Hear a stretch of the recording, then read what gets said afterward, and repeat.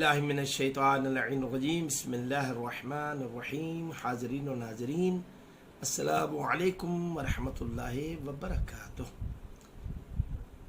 طب امام جعفر صادق علیہ السلام سے کا سلسلہ آپ کی خدمت میں جاری و ساری ہے۔ آج ہم حضرت رسول خدا صلی اللہ علیہ وآلہ وسلم کے فرمان کی روشنی میں یہ بیان کریں گے کہ عقل کو بڑھانے والی چیزیں کون کون سی ہیں۔ یعنی جس آدمی کی عقل کام نہ کرتی ہو یا کم کام کرتی ہو یا مضبوط کام نہیں کرتی ہو تو اسے کیا کرنا چاہیے کہ جس کی وجہ سے اس کی عقل مضبوط ہو جائے، اس کی عقل میچور ہو جائے۔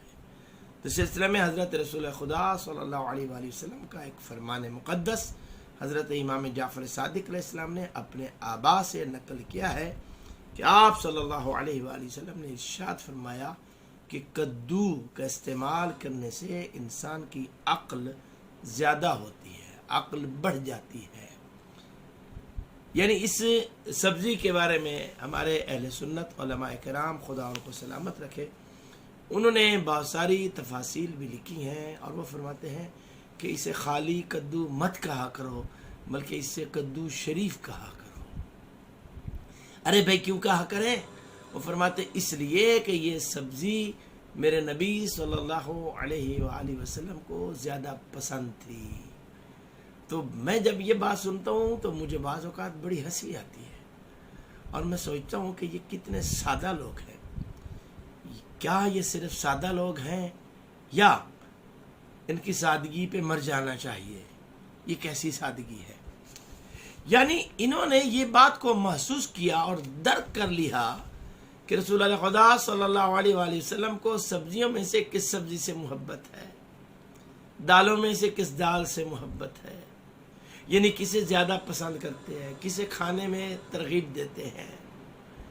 اور افسوس، صد افسوس، اے میرے سادہ اللہ مسلمان، تیری سادگی پہ مر جانے کو جی چاہتا ہے۔ تجھے کدو سے تو رسول خدا کی محبت یاد آ گئی اور سمجھ آ گئی، تجھے وہ سمجھ میں نہیں آئے جن کو رسول خدا یہاں پر بٹھاتے ہیں، اپنی زلفائے مبارک ان کے ہاتھوں میں دیتے ہیں اور ان بچوں کی خواہش پر سواری بن کر سواری کی بولی بولتے ہیں، اونٹ کی بولی بولتے ہیں۔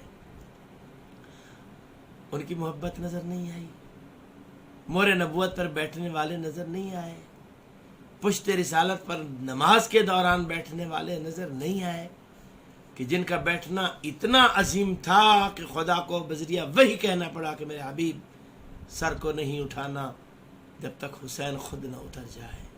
عزیزان گرامی، اس میں کوئی شک نہیں ہے، کوئی شک و شبہ کی گنجائش ہی نہیں ہے کہ میرے نبی صلی اللہ علیہ وآلہ وسلم سبزیات میں سے کدو سے بہت محبت فرماتے تھے اور اسے کھانا پسند فرماتے تھے۔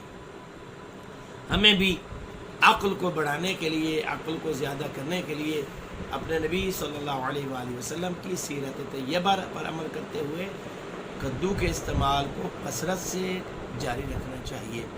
میری دعا ہے کہ اللہ تعالیٰ اپنے حبیب صلی اللہ علیہ وآلہ وسلم کے صدقے میں ہمیں صحیح معنوں میں آپ صلی اللہ علیہ وآلہ وسلم کے بتائے ہوئے اسلوب پر عمل کرنے کی توفیق عطا فرمائے اور اپنی زندگی کو فرمان رسالت صلی اللہ علیہ وآلہ وسلم کے سائے میں گزارنے کی توفیق عطا فرمائے۔ السلام علیکم ورحمۃ اللہ۔